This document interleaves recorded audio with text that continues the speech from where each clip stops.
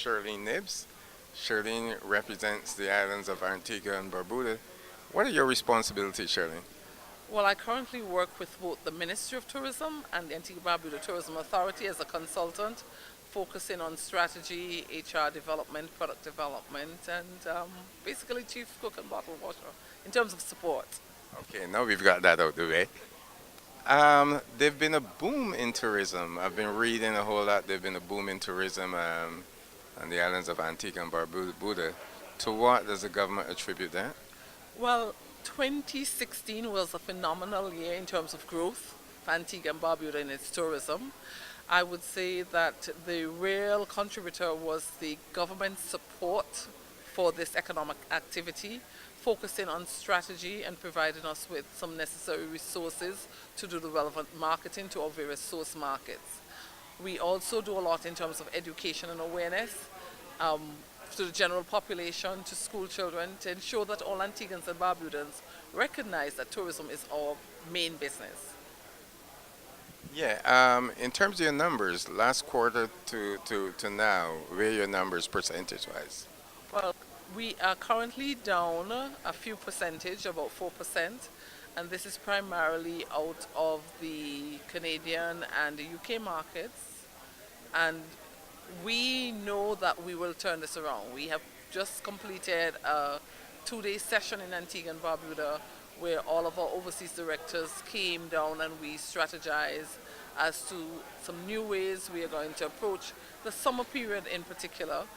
We are having our summer festival, our 60th carnival, and we have put certain things in place to grow the numbers. Now, we don't just measure our tourism by arrival figures.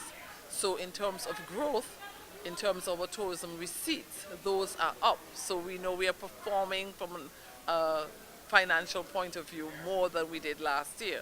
But we know that generally people compare the numbers year over year, and we would like for those to look as attractive as they did last year. So pretty much, are you saying that the numbers are down, but the spend is up? Spend is up, even though the numbers are slightly down at this point, but the spend is up. Yeah, let's talk about comprehensively what Antigua has to offer. Antigua and Barbuda is a destination that offers a person a place to get away, to relax.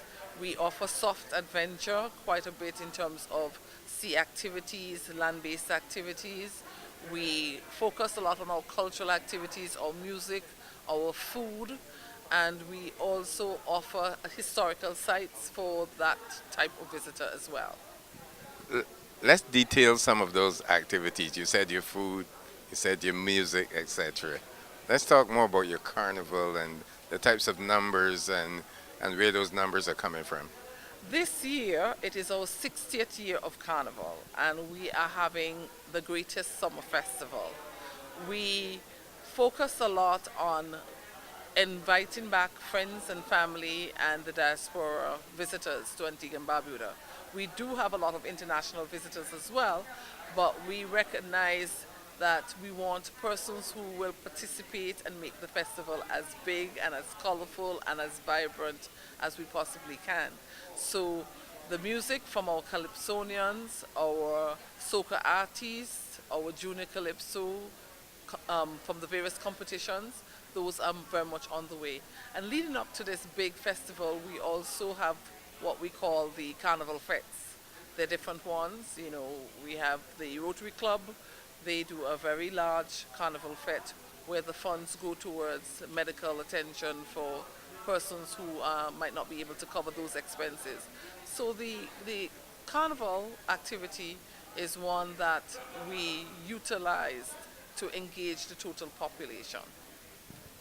But you mentioned the diaspora. How do you target the diaspora? Is that specific to things like carnival, etc.? Yes, we do. We have our team here, particularly based in New York, and they go out to various activities and units. They go to particular trade shows where they target the diaspora.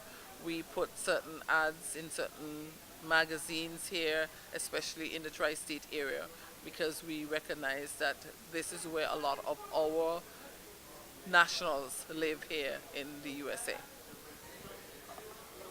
Let's talk about the new airlift that's coming there. Where is that airlift coming from? Your target markets, the North America being the target market, is Canada a target market as well as the UK?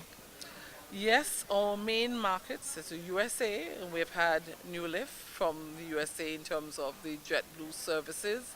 We have Canada as a major source market, and we are working diligently as we speak to improve airlift. And we have some new news, but we have to choose when we would announce that from the Canadian market and the British market. We are constantly always working on new airlift. But one of the things we've done more recently is to improve the airlift within the Caribbean region, because the Caribbean has become our third largest market for our tourism. So we just engaged with Seabourn to come back into Antigua. They have good connectivity out of Puerto Rico, which will be able to serve some of the international airlines if there are any shortfalls from any other carriers.